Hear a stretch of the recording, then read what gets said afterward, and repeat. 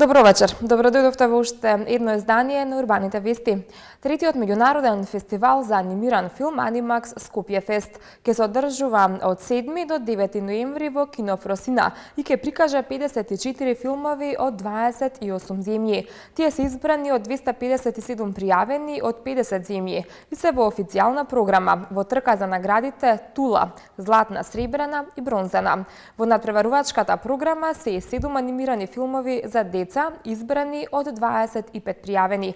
Учествуваат 3 македонски анимирани филмови и секој од нив ќе ги отвара трите фестивалски вечери.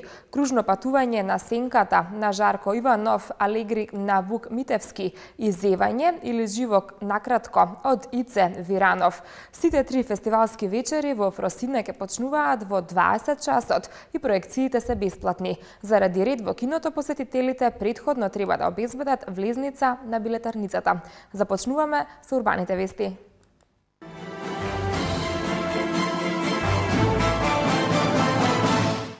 Поделени прехранбени пакети за социјално загрозените во Карпош.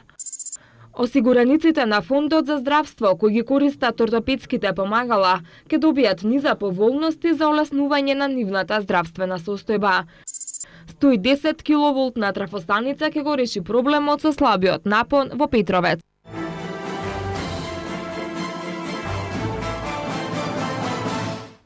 Средствата собрани од хуманитарната акција во Карпош, насловена да бидеме хумани за своите соседи, денеска им беа доделени на социјално загрозените семејства. Покрај хуманите граѓани, акцијата ја поддржа и општина Карпош, а градоначалникот Стефчо Јакимовски најави дека, како и досега, акцијата ќе продолжи и непосредно пред новогодишните и великденските празници. Стотина прехранбени пакети, направени од собраните средства од хуманитарната акција, која општина Карпош по повод 37-миот роден ден ја организираше под мотото да бидеме хумани за своите соседи, беа денеска доделени на оние за кои беа наменети, за социјално ранливите семејства. Акцијата која се одвиваше 2 дена пред сите големи маркети во Карпош, се покажа како одличен начин да им се помогне на оние на кои помошта им е најпотребна.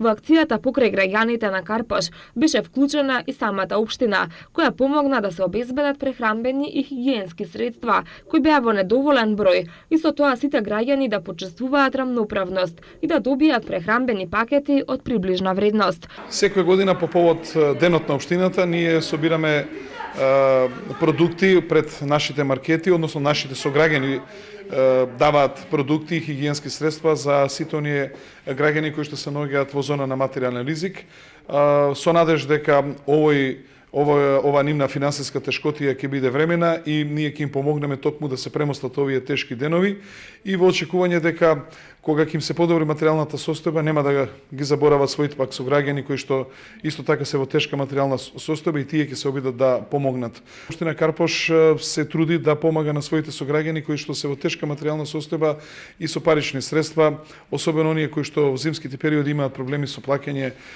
на огревот, оние кои што имаат проблеми со здравствени проблеми за медикаменти, како и оние кои што имаат финансиски тешкоти за школување на своите деца. Со ова јасно сакаме да кажеме дека животот во општината и обврската на општината не е само да гради инфраструктурни објекти, туку и да се грижи за своите граѓани. Јас се надевам дека ќе се создадат подобри услови за овие наши сограѓани кои што се вака тешка материјална состојба да излезат од таа нивна криза, особено со едукацијата и образованието на нивните деца, кој што е перспектива и за нив и за нас како локална самоуправа.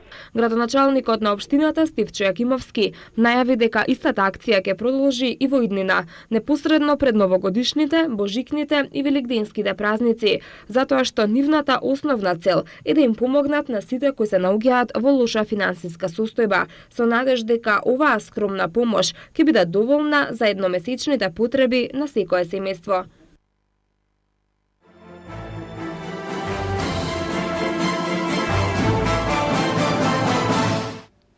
Осигурениците кои користат ортопедски помагала со измените во Фондот за здравствено осигурување ќе добијат низа поволности, со кои полесно ќе обезбедат горни и долни екстремитети, односно протези. Децата до 7 години, наместо како досега еднаш во годината, чевлите ќе може да ги менуваат 2 пати годишно, а младите до 18 години наместо на секои 19 месеци ортопедските чевли ќе може да ги менуваат на 9 месеци. Стапуваат во сила новите правила за ортопедски и други помагала, кои веќе се објавени во службениот весник во понеделникот. Овие измени значат поголеми права за осигурениците кои ги користат ортопедските помагала. Се постигнува почесто до нови протези за долни екстремитети, односно полесно до вештачки нозе, право кое што досега беше овозможено на секои 3 години, сега го овозможуваме на секои 2 години за засегнатите лица до 65 години. Се намалува партиципацијата за надколените и подколените ортози од досегашните 100 денари на сега 10 денари, што е законски минимум кој што мораме да го имаме како партиципација. Се овозможува и почесто да се менуваат ортопедските чевличиња и за дечињата до 7 години, ако досега можеле да ги менуваат на товар на фондот еднаш во годината, сега истото може да го прават 2 пати во годината. Воведување на скроз нова помагала, привремена очна протеза за сите возрастни групи. 7 промена се однесува за поголем избор на ортопедските помагала подколен апарат со склочен зглоб и метална сандала и радиалис апарат, со воведување на софистицирани сериски прилагодувања.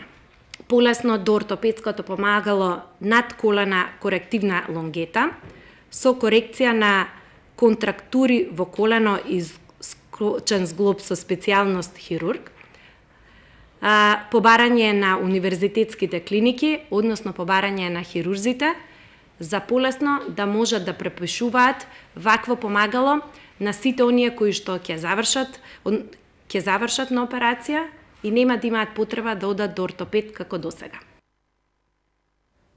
Во завршна фаза се работите околу приклучувањето на проводниците на 110 киловолтната трафостаница со главниот далновод во општина Петровец. Со пуштањето во употреба на оваа трафостаница ќе се реши долгогодишниот проблем на граѓаните на Петровец со слабиот напон. Повеќе за ова Томислав Атанасовски. Во општина Петровец во завршна фаза се изведбените работи околу спојување на проводниците на 110 киловолтната трафостаница со главниот далновод кој оди до Велес. Работите треба да завршат за 10 дена, а инвестицијата е на АД Македонски електропреносен систем оператор МЕПСО во висина од 1 милион евра. МЕПСО е оператор на електропреносниот систем во Македонија и акционерско друштво во собственост на државата. Значи, конечно, најголемиот проблем што го тешти населеното место Петровец, односно општина Петровец, тоа е слабата струја. Значи, општина Петровец после декември, значи тоа ќе биде заборав. Ќе добиеме, значи, нормален напон. Вложените финансиски средства за да се заврши, за да се уклучи 110 киловолтната трафостаница, се некаде околу милион евра. Во наредните 10 дена, значи, ќе имаме зажичување на столбовите, значи поставување на проводници од главниот далновод до трафостаницата. 110 киловолтната постројка е потребна за електрификација на мултифункционалната деловна зона Ќојлија, која треба да биде генератор на економскиот раст на општина Петровец. Мултифункционалната деловна зона Ќојлија е предвидена да се гради на 196 хектари. Намената е за големи трговски објекти, хотели, лесна и незагадувачка индустрија, објекти за образование, бензинска пумпа и објекти за вршење здравствена дејност. Со завршувањето на овие работи и приклучувањето на 110 киловолтната трафостаница во употреба во општина Петровец ќе се реши долгогодишниот проблем на жителите од оваа општина со слабиот напон, со добивање на нормален и стабилен напон. Како што изјави градоначалникот Борче Митевски, оваа трафостаница наскоро ќе има и свечено опуштање во употреба, која ќе се случи кон крајот на оваа календарска година.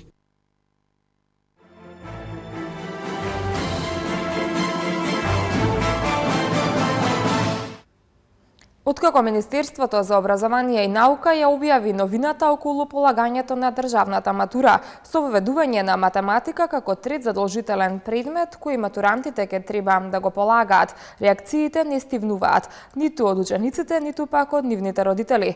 Но какво е мислењето на професорите и директорите на средните училишта?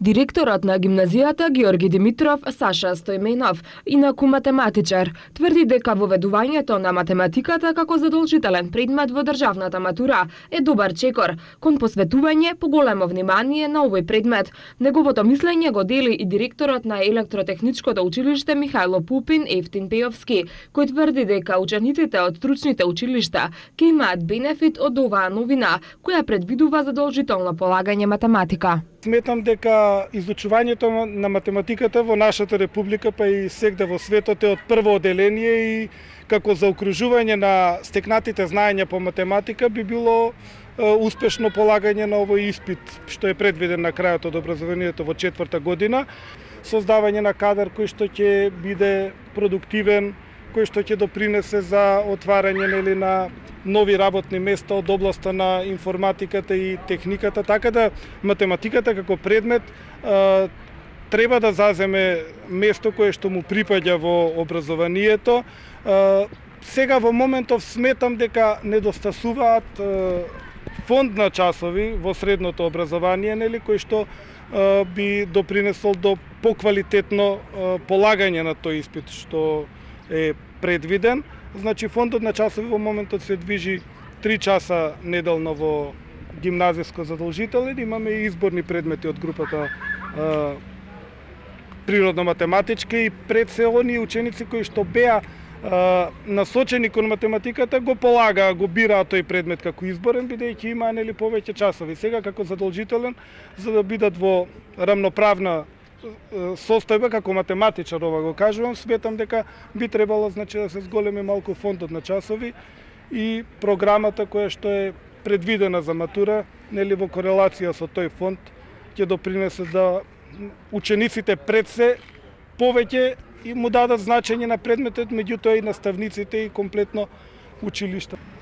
Имено ако нешто добро се случи во образовниот систем во овие изминати години, тоа секако беше воведувањето на државната матура како дел од образовниот систем. Таа резултираше со мобилизирање на учениците и подигање на квалитетот на воспитно-образовната работа.